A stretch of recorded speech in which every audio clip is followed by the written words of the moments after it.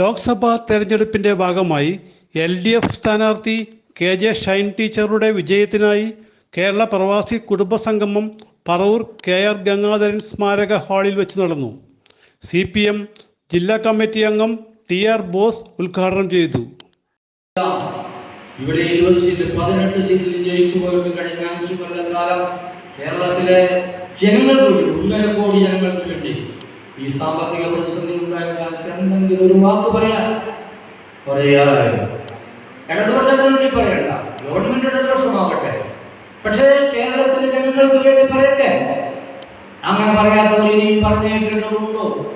മാത്രമാണോ നരേന്ദ്രമോദി പറഞ്ഞു വെച്ചിട്ടുണ്ട്, തെരഞ്ഞെടുപ്പ് കഴിഞ്ഞ് അധികാരത്തിലേക്ക് വരുമ്പോൾ കേരളത്തിൽ നിന്ന് ഞങ്ങൾക്ക് 2 MPമാരുണ്ടാകും.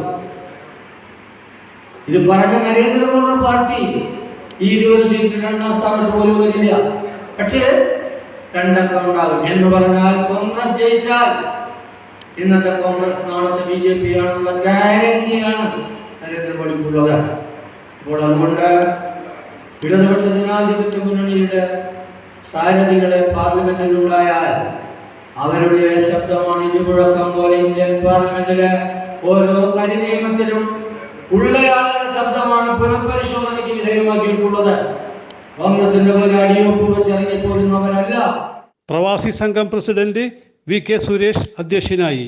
പറവൂർ മണ്ഡലം president Divin K Dinakaran, Paravur area committee അംഗം മുഹമ്മദ് ഷാരി, ജില്ലാ treasurer VR Anilkumar, A Valsalan, MA Sheikh, Sindhu Baiju എന്നിവർ സംസാരിച്ചു. തുടർന്ന് നഗരത്തിൽ പ്രകടനവും നടത്തി. CJ Joy, city voice news bureau, north Paravur.